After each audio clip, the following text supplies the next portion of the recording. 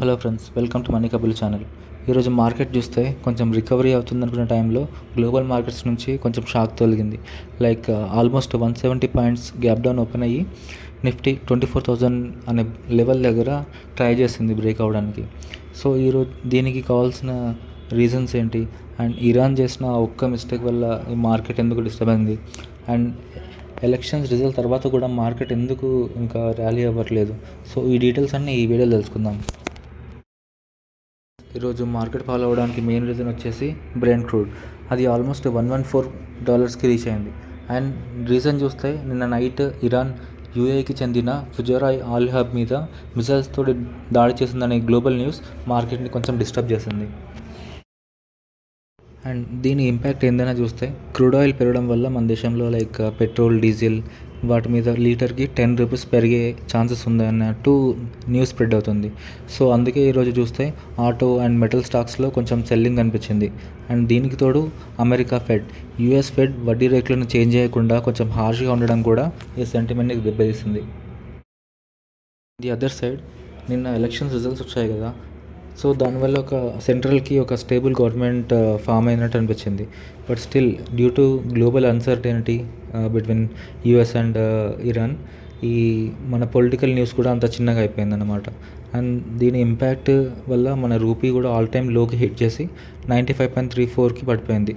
So దీనివల్ల foreign investors ఏం చేస్తున్నారు, రూపాయి పడిపోయి డాలర్ వాల్యూ పెరిగింది కాబట్టి వాళ్ళ ఇన్వెస్ట్మెంట్స్ని అన్ని బ్యాక్కి తీసుకెళ్తున్నారు. సో దానివల్లే మార్కెట్స్ కొంచెం నెగిటివ్లో ఉంటున్నాయి. స్టాక్ వచ్చేసి BEL, భారత్ ఎలక్ట్రానిక్స్ లిమిటెడ్. ఈరోజు న్యూస్ చూస్తే 1,251 crores ఆర్డర్ విన్ చేసుకుంది for ELINT systems electronic intelligence. సింపుల్గా చెప్పాలంటే ఎనిమీ కమ్యూనికేషన్ సిగ్నల్స్ని ట్రాక్ చేయడం, అనాలిసిస్ చేయడం, battle field eyes and ears లాంటి సిస్టమ్ లాగా. సో ఎందుకు ఇది ఇంపార్టెంట్ అంటే మోడర్న్ వార్స్లో డాటా ప్లస్ సిగ్నల్స్ ఈ రెండు కంబైన్ చేస్తేనే power, right. And India defence స్పెండింగ్లో ఫోకస్ షిఫ్ట్ అయింది. హార్డ్వేర్ నుంచి ఇప్పుడు హైటెక్ ఎలక్ట్రానిక్స్కి షిఫ్ట్ అయిందనమాట. సో బెల్కి ఏమేమి అడ్వాంటేజ్, స్ట్రాంగ్ ఆర్డర్ బుక్ ఉంది రైట్ కంపెనీకి, అండ్ ఆల్సో గవర్నమెంట్ బ్యాకింగ్ చేస్తున్న స్టాక్ ఇది, and also high entry barrier, అందరికీ పాసిబుల్ అవ్వదు ఇలాంటి టీంలో రావడానికి. అండ్ సెక్టోరియల్ వ్యూ చూస్తే ఇండియన్ డిఫెన్స్ సెక్టర్ లాంగ్ టర్మ్కి చాలా మల్టీ ఇయర్ గ్రోత్ ఉన్న స్టాక్ ఇది. అండ్ కన్సిస్టెంట్గా ఆర్డర్స్ వస్తూనే ఉన్నాయి, స్ట్రాటజిక్ పొజిషన్ బిల్డ్ అవుతుంది, స్ట్రాంగ్ విజిబిలిటీ ఉన్న స్టాక్ ఇది. ఇంట్రెస్టింగ్ థీమ్ వచ్చేసి కాఫీ ఎక్స్పోర్ట్ బూమ్. స్మాల్ న్యూస్లో కనిపించిన ఇంట్రెస్టింగ్ ట్రెండ్ బిల్డ్ అవుతుంది. India export story signal shift అయింది.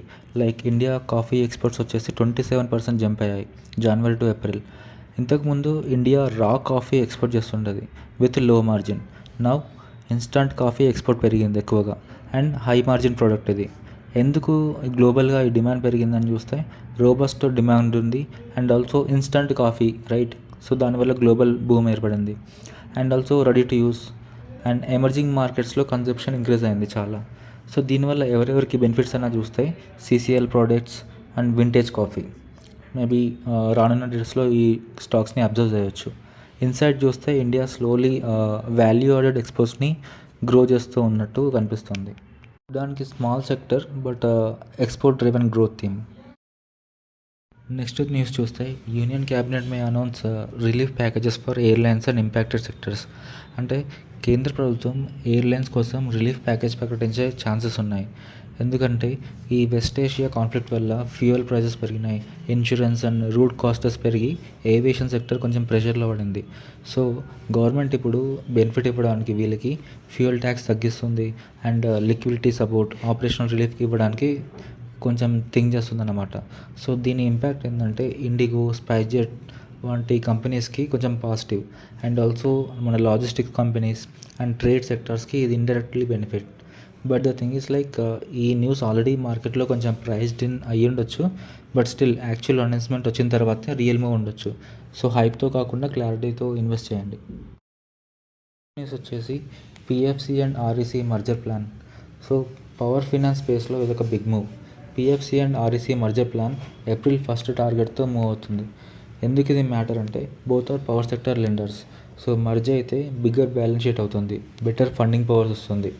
సో దీనివల్ల బెనిఫిట్స్ ఏంటంటే ఎఫిషియన్సీ ఇంప్రూవ్ అవుతుంది, and government control strong, lending capacity increase అవుతుంది. సో దీనివల్ల మార్కెట్ వ్యూ ఏంటి, లాంగ్ టర్మ్కి కొంచెం బెనిఫిట్గానే ఉంటుంది.